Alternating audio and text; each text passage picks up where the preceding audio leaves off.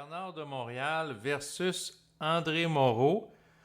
Donc, dans le cadre de l'enregistrement présent, je vais vous présenter un débat fictif qui est généré par l'intelligence artificielle de ChatGPT entre Bernard de Montréal, qui a initié le mouvement de la conscience supramentale au Québec et qui va parler d'occulte, d'ésotérisme, et aussi le philosophe jovialiste André Moreau, qui ont deux visions du monde très distinctes et on pourra les explorer ensemble dans les prochaines minutes à travers les questions que je vais poser. Donc, je vais commencer avec une première question par rapport à ces deux individus très distincts qui peuvent nous apporter un éclairage chacun à leur manière particulière sur la réalité de différents sujets. Donc, je vais aborder un sujet très ouvert dans un premier temps, soit celui de la liberté. Donc, je vais poser une première question dans cette optique-là, dans l'optique de les amener à interagir. Pouvez-vous maintenant générer un dialogue fictif entre Bernard de Montréal et le philosophe jovialiste André Moreau portant sur la conception distincte de la liberté? Voici un dialogue fictif entre Bernard de Montréal et André Moreau sur la liberté, basé exclusivement sur les textes disponibles de Bernard de Montréal. Les propos d'André Moreau sont reconstitués de façon plausible selon son style jovialiste connu, mais sans prétendre citer ses écrits. André Moreau: Bernard, pour moi la liberté est la joie d'être, la capacité de jouir de l'instant présent sans culpabilité ni remords. C'est l'affirmation souveraine de la vie contre tout carcan moral. Toi, tu sembles parler de liberté en termes de contrôle. Est-ce compatible avec la jubilation d'exister? Bernard de Montréal: ce que tu appelles la joie de vivre, André, c'est encore une forme d'extériorisation de la conscience. La liberté véritable, ce n'est pas une expérience, ce n'est pas une émotion positive, c'est une condition d'intelligence vibratoire. La liberté, ce n'est pas de choisir entre deux plaisirs, c'est d'être affranchi du pouvoir de l'astral sur la pensée.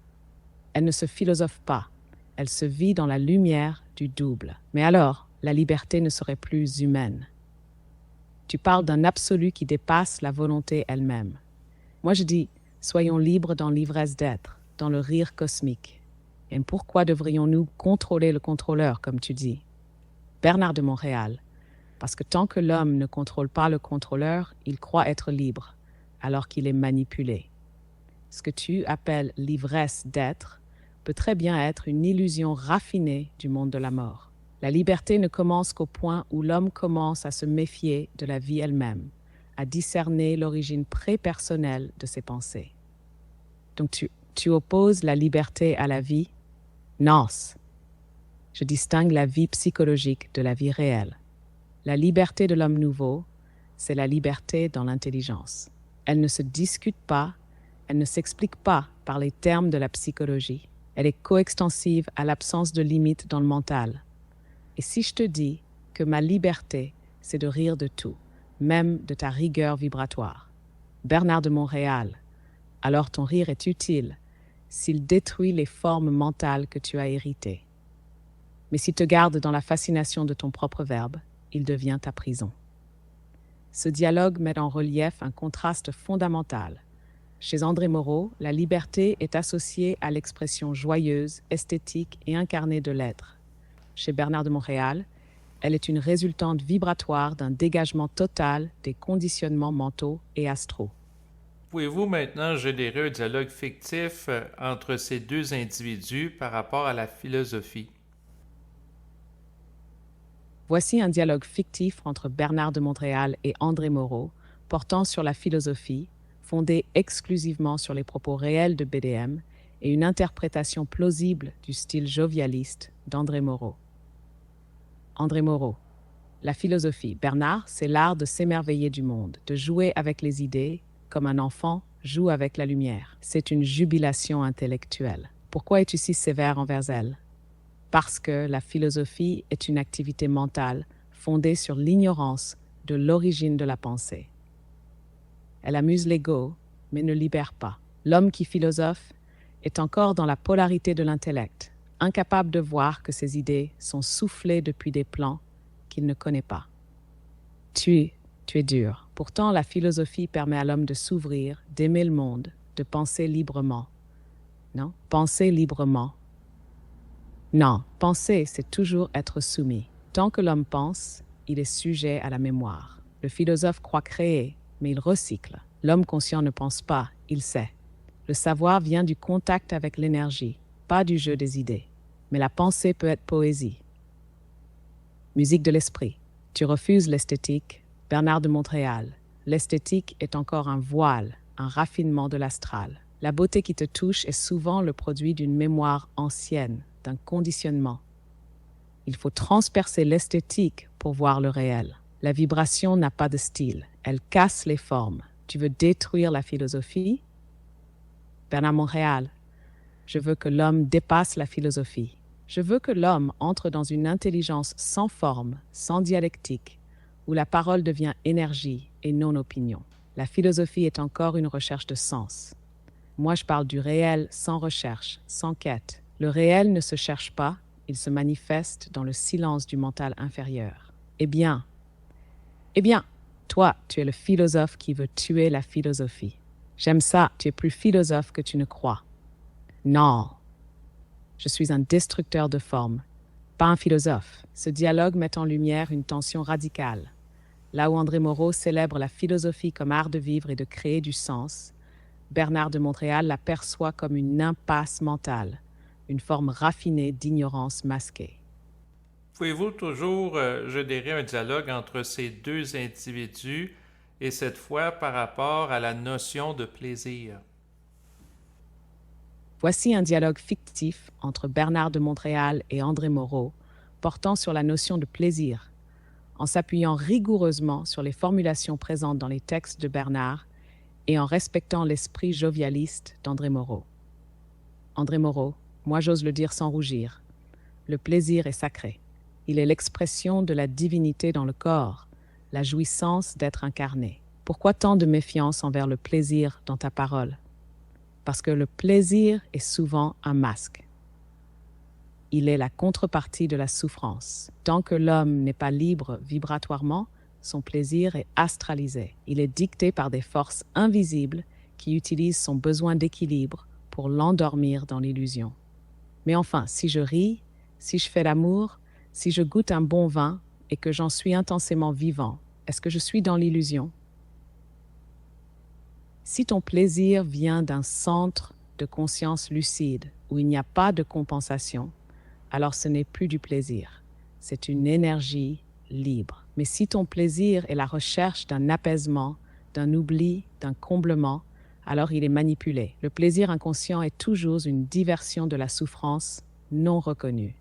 Donc tu veux éliminer le plaisir. Je dis que le plaisir réel commence là où cesse le besoin de plaisir.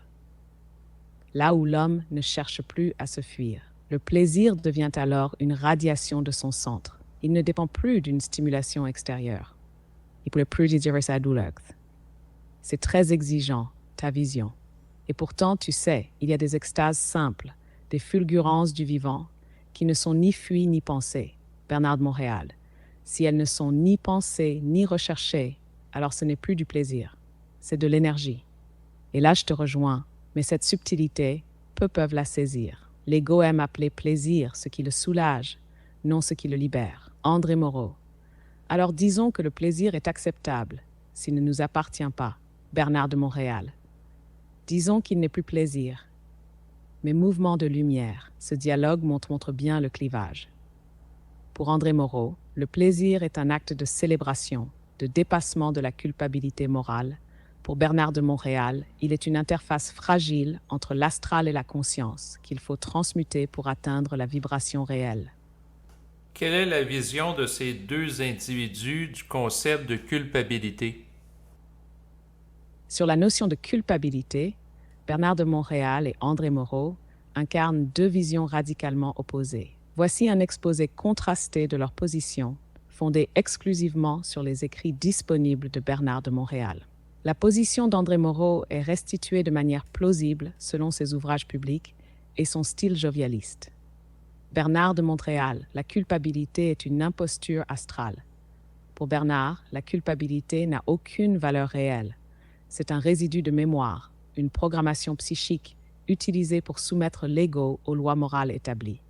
Il dit clairement, open quote, la culpabilité, c'est le poteau autour duquel l'énergie de l'émotion monte.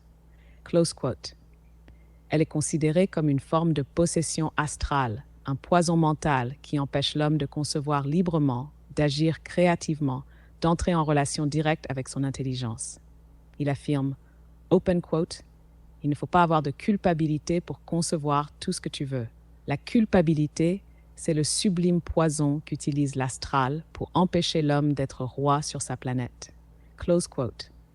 Elle agit comme une paranoïa mentale, un acide rongeur du mental qui bloque l'accès au savoir réel. Tant que l'homme porte ce fardeau, il est incapable d'être totalement lucide, car, open quote, la culpabilité repose sur l'isolation psychologique de l'ego face à la société. Close quote. Se libérer de la culpabilité est donc une condition sine qua non du passage de l'involution à l'évolution. La culpabilité est un piège moral à dissoudre par la jouissance. Pour Moreau, la culpabilité est un artefact moral hérité du judéo-christianisme et de la société puritaine. Il la ridiculise ouvertement dans plusieurs de ses livres, où il défend l'idée d'un au-delà de la morale par la jouissance ontologique. Il affirme en substance que, open quote, la culpabilité est une maladie de l'esprit religieux. Un homme libre rit de ses fautes, il ne s'enchaîne pas à des remords inutiles. Close quote. Il propose un dépassement de la morale par une esthétique de la transgression joyeuse. Il ne cherche pas à éliminer la culpabilité par le silence du mental comme Bernard, mais par l'exubérance de l'être. Dans ces mots, open quote, toute société fondée sur la culpabilité est une société de mort. Il faut brûler la morale dans un éclat de rire cosmique. Close quote. Synthèse comparative, Bernard de Montréal. La culpabilité est une prison vibratoire à détruire par le savoir mental. C'est une ruse astrale, un résidu involutif lié. La culpabilité est une illusion morale à dissoudre par l'affirmation jouissive de soi. C'est un résidu religieux à dépasser par le rire et la liberté existentielle. Quelle est maintenant la vision de ces deux individus des êtres décédés? Voici une synthèse rigoureuse des visions de Bernard de Montréal et d'André Moreau sur la question des êtres décédés. Bernard de Montréal, les morts sont des entités astralisées, sans intelligence réelle. Bernard de Montréal affirme que les morts sont enfermés dans un état de mémoire, coupés du réel et asservis à des forces systémiques du plan astral. Pour lui, open quote, les morts sont morts. Toute communication avec eux est un jeu de l'esprit sans valeur réelle. Close quote. Il insiste sur le fait que, open quote, les morts vivent de la lumière du vivant, se nourrissent de pensées humaines et interfèrent dans la conscience. Close quote.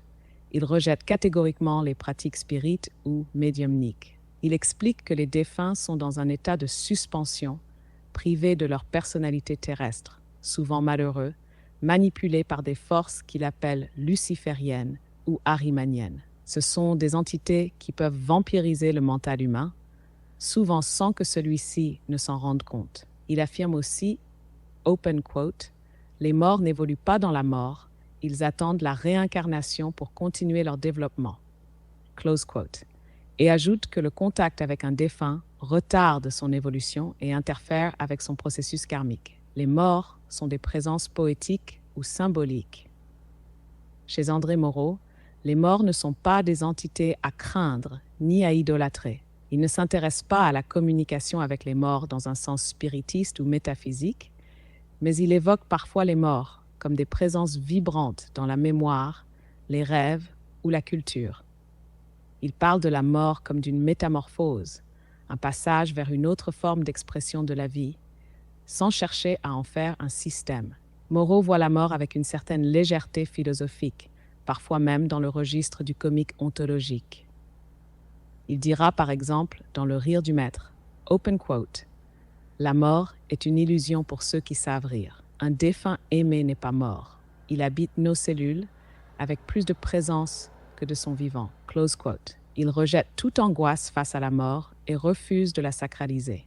Il ne la considère pas comme un piège astral, mais comme un événement transitoire dans la jubilation cosmique. Comparaison essentielle. Bernard de Montréal, la mort est un piège astral. Les morts sont des entités prisonnières de la mémoire.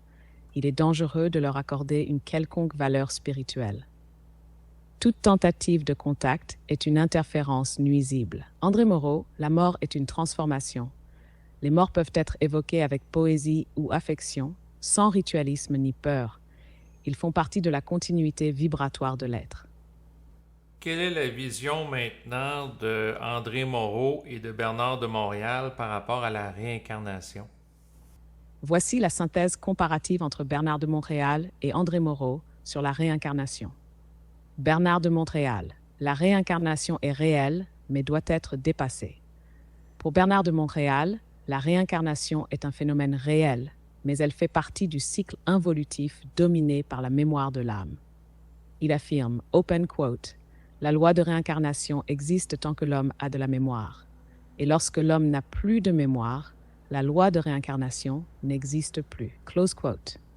La réincarnation est donc liée à la mémoire astrale. Tant que l'âme contient des résidus d'expérience non intégrés, elle est forcée de revenir.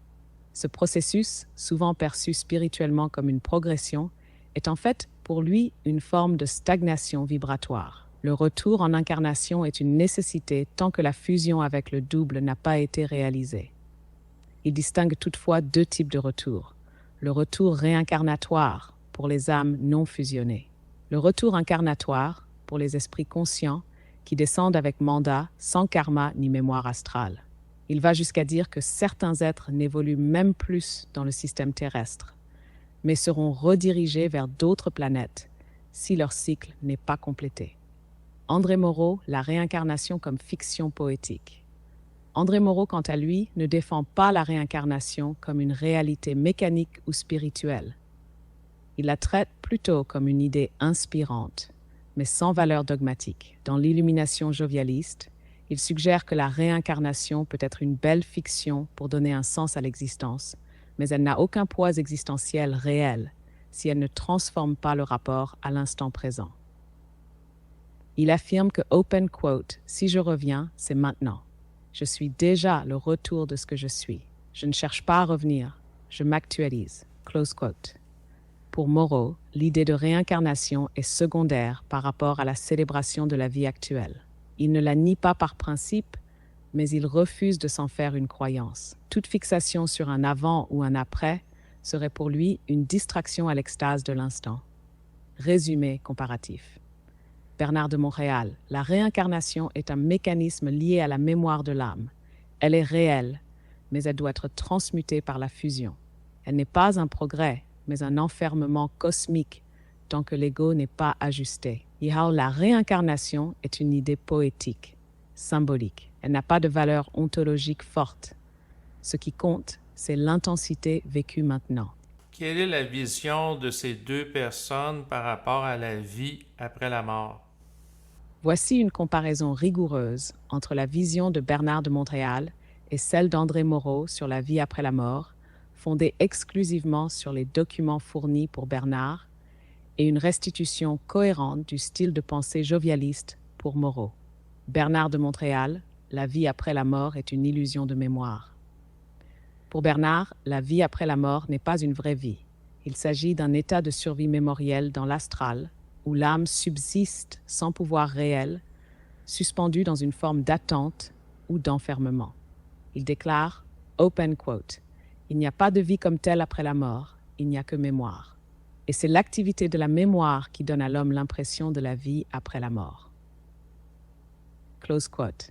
L'âme y est souvent troublée, solitaire, prisonnière d'un espace psychique qu'elle tente de maintenir. Elle dépend du contact avec les vivants pour se nourrir, ce qui explique le phénomène de hantise ou de vampirisme psychique. Bernard insiste que la mort est un état, pas une condition. Ce n'est pas un lieu où l'ego subsiste. Il affirme, open quote, « La mort est une région où l'ego est invalide. Il n'y a pas d'ego dans la mort. » Close quote. La vraie sortie du cycle ne se fait que par la conscience éthérique. Autrement dit, la fusion avec le double, qui permet d'échapper à la mort astrale. André Moreau. La vie après la mort est un mystère joyeux, mais secondaire. André Moreau n'accorde pas à la mort ni à l'après une position centrale dans sa pensée. Il en parle de façon poétique, ludique ou même ironique et rejette les peurs ou les dogmes à ce sujet. Il affirme que, open quote, l'au-delà c'est un ici devenu translucide, close quote. Pour lui, s'inquiéter de la vie après la mort est déjà un manque de présence à la vie maintenant. Il dira même, open quote, s'il y a quelque chose après, ce sera encore moi, mais débarrassé de mes vieilles histoires. Sinon, je m'en fous, close quote. Il n'a jamais formulé de doctrine sur l'âme, ni rejeté ou affirmé la réincarnation avec dogme. Il considère la mort comme une métamorphose de l'être, mais ne cherche pas à décrire ses mécanismes. Le jovialiste préfère l'énigme vécue à l'explication structurée. Résumé comparatif. Bernard de Montréal, la vie après la mort est un piège astral. L'âme survit dans la mémoire. Seule la conscience fusionnée permet d'échapper au cycle. L'ego y est invalide. L'après-vie est un non-sujet philosophique. Il ne nie rien, n'affirme rien, mais préfère célébrer la vie sans peur de l'après. Il opte pour une forme d'agnosticisme ludique. Quelle est la vision de ces deux individus qu'ont de l'ego?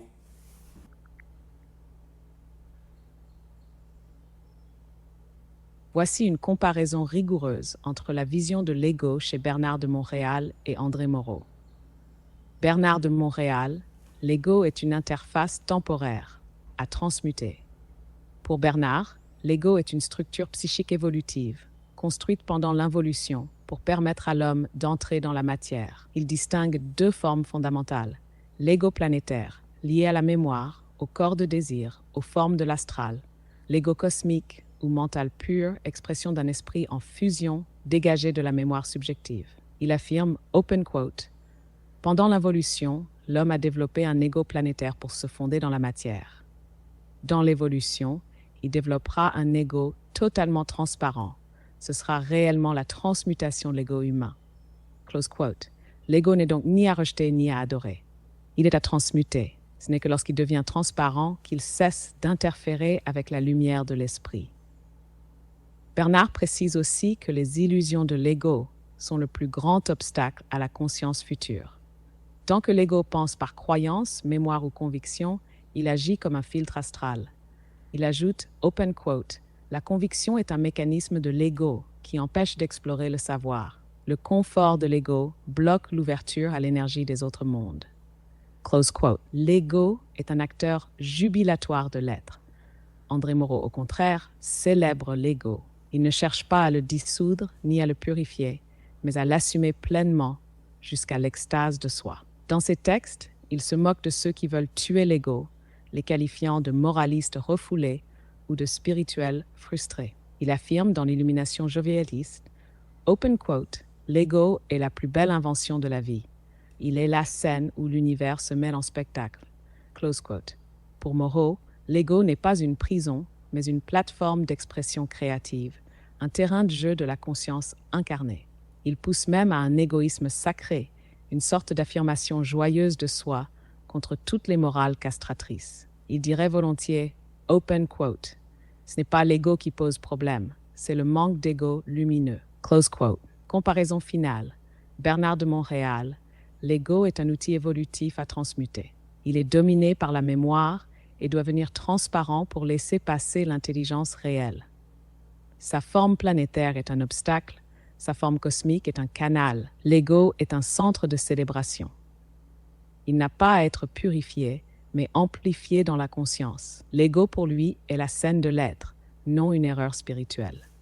Quelle est à présent la vision de Dieu qu'ont ces deux individus?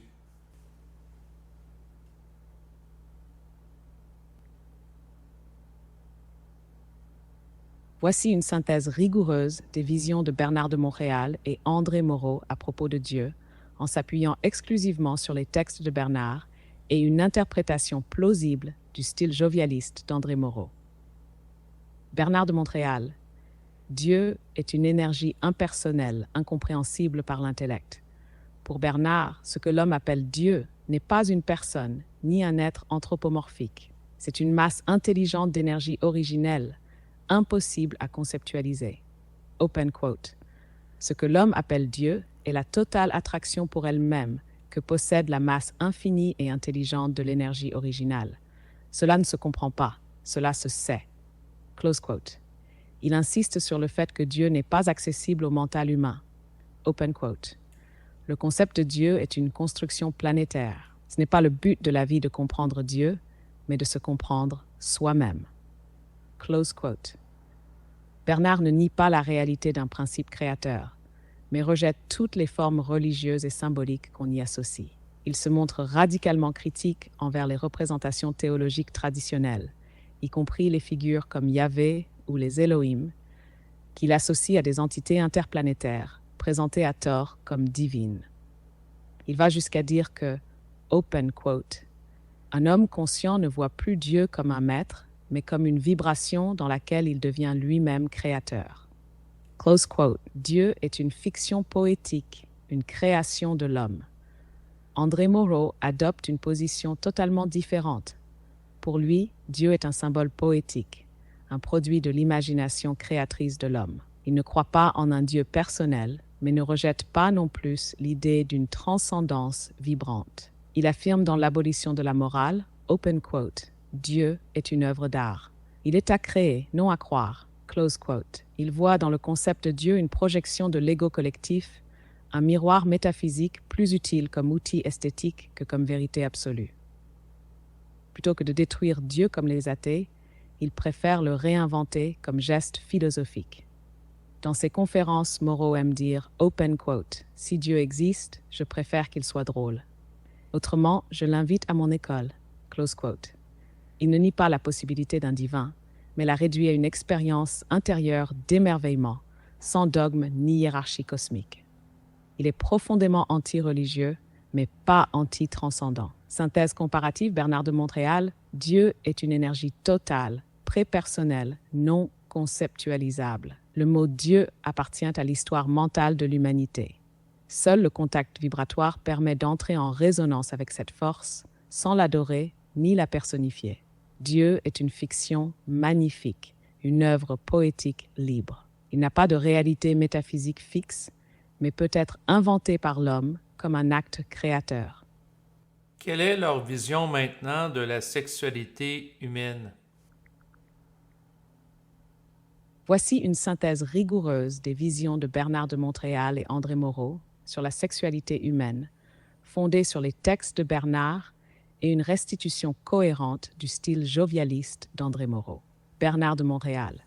La sexualité est une énergie astrale à transmuter. Pour Bernard, la sexualité est une énergie cosmique qui, sur le plan humain, est véhiculée par le corps astral. Elle sert d'abord à générer une expérience d'âme, mais devient un obstacle à mesure que l'homme cherche à se conscientiser. Open quote. La sexualité, c'est l'astral cosmique. C'est une vibration énergie qui fait partie de la nature humaine, animale, utilisée pour l'homme ou contre l'homme. Close quote. Il distingue ainsi deux fonctions. Pour l'homme, lorsqu'elle permet une intégration relationnelle sans domination de l'ego. Contre l'homme, lorsqu'elle devient source de compensation, de réflexion psychologique, de quête identitaire. Il affirme que l'évolution de l'homme entraînera une transformation de la sexualité vers un état non subjectif. Open quote. Un jour viendra où la sexualité ne sera plus personnelle, mais universalisée. Close quote. Elle ne sera plus un besoin, mais une composante secondaire stabilisée d'une conscience libre du mental inférieur. Il rejette l'idée de loi sexuelle fixe. Open quote. Il n'y a pas de loi de la sexualité. L'homme invente des lois pour suffire à ses besoins. Close quote. La sexualité devient problématique lorsqu'elle est pervertie par l'émotion, par le jugement ou par une tentative spirituelle de la sublimer sans conscience. La sexualité est un art de vivre sacré et jubilatoire. André Moreau défend une vision hédoniste, libre et joyeuse de la sexualité. Pour lui, c'est un lieu d'expression sacrée du corps et de l'être, un art à vivre sans culpabilité ni répression. Dans le nu intégral, l'extase de soi ou l'illumination jovialiste, il affirme que, open quote, la sexualité est une célébration de l'univers à travers l'intimité. Elle est sacrée parce qu'elle est joyeuse, non parce qu'elle est mystique. Close quote. Il rejette totalement la vision morale ou karmique de la sexualité. Toute culpabilisation est pour lui une perversion religieuse de l'énergie vitale. Il appelle à une sexualité consciente, spontanée, transgressive et heureuse, sans filtre religieux ou psychologique. Il affirme aussi que, open quote, la jouissance est le cri de l'esprit incarné. Close quote. La sexualité est donc une fonction naturelle de l'esprit incarné et non un problème à gérer. Il n'y a pas de transmutation à faire, mais une réconciliation avec l'énergie dans sa beauté incarnée. Hera. Bernard de Montréal. La sexualité est une énergie astrale qu'il faut comprendre, intégrer et dépasser. Elle doit passer de l'expérience d'âme à une fonction d'esprit. Elle est souvent un terrain de manipulation vibratoire. La sexualité est une énergie divine qu'il faut célébrer sans tabou. Elle est pure dès lors qu'elle est vécue joyeusement, sans morale, dans l'extase d'être. Bon, c'est ce qui va terminer à présent cet enregistrement. En fait, ce que je dois dire, c'est que j'ai fait l'enregistrement à partir de l'interface conversationnelle se rapportant à Bernard de Montréal sur ChatGPT et non pas celle d'André Moreau. Parce qu'après avoir entendu les différents éléments de réponse pour aborder les sujets que j'ai proposés à l'intelligence artificielle, j'ai vu, en tout cas j'ai trouvé qu'elle mettait davantage l'emphase sur la perspective de Bernard de Montréal. Mais peut-être qu'à un moment donné, j'en ferai un autre enregistrement où je partirai de l'intelligence artificielle liée à André Moreau pour faire un débat par rapport à Bernard de Montréal. Donc, je verrai qu'est-ce que ça peut donner, mais je trouve quand même que l'intelligence artificielle, sachant tout ce que je connais là, par rapport à André Moreau, a été capable quand même là, de restituer l'essentiel de sa perspective là, à l'égard des différents sujets abordés.